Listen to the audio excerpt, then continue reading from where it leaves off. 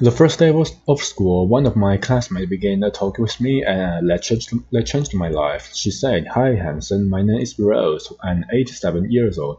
Why are you in college at such an age?" I asked. "I always dreamed of having a college education, and now I'm getting one," she told me. After class, we walked to the student union building and shared a chocolate milkshake. We became instant friends.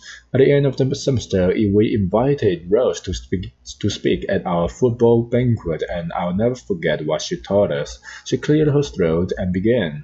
"We do not stop playing because we're old. We grow old because we stop playing. There are only four secrets to staying young, being happy, and achieving success.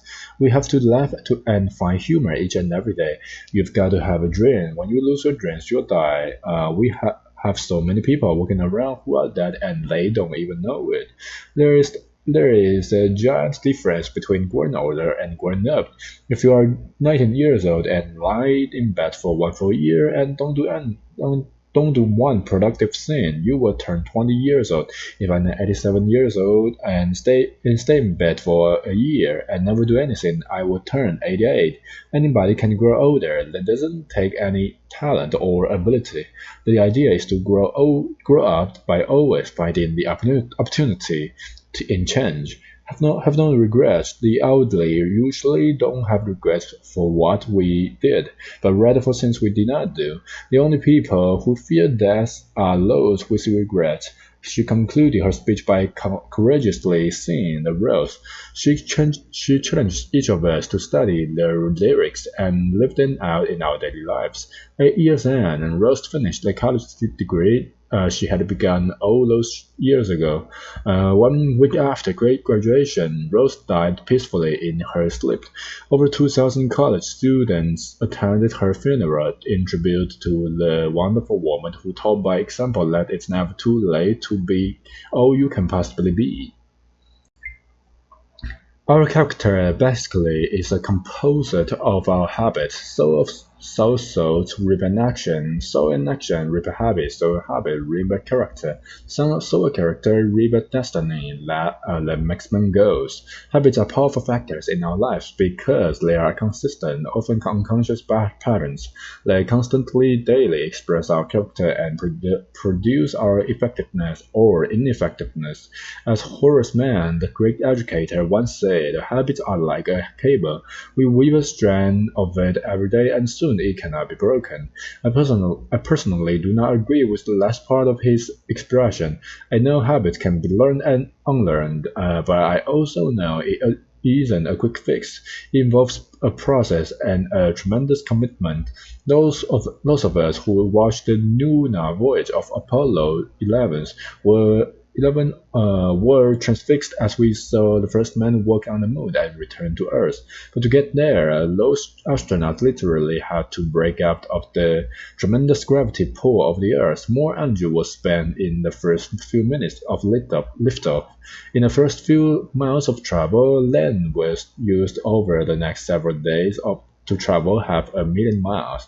Habits too have tremendous gravity pull, more than most people realize or would admit. Breaking deeply embedded habitual tendencies such as procrastination, impatience, criticalness, or selfishness that violate basic principles of human effectiveness involves more than a little willpower and a few minor changes in our life's liftoffs. Like takes a tremendous effort, but once we break out of the gravity pull, our freedom takes on a whole new dimension.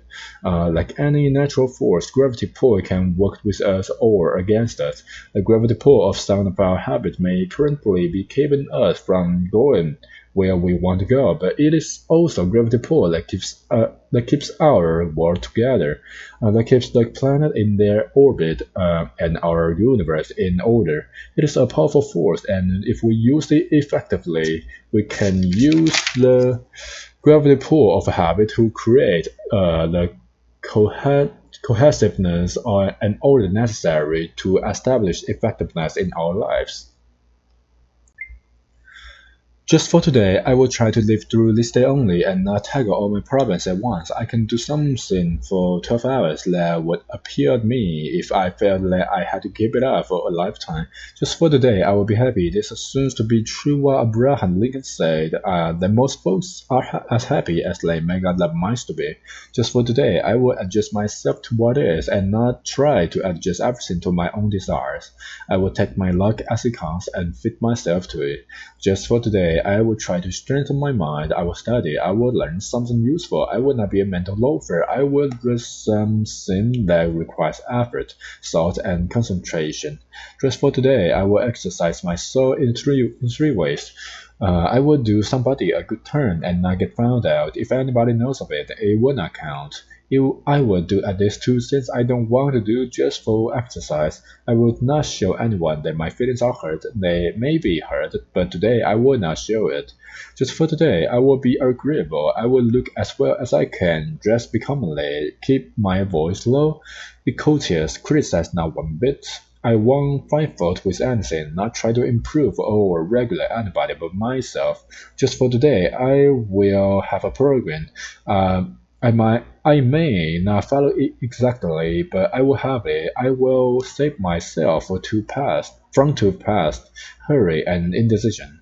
Just for today, I will have a quiet half hour all by myself and relax. During this half hour, sometime I will try to get a better perspective on my life.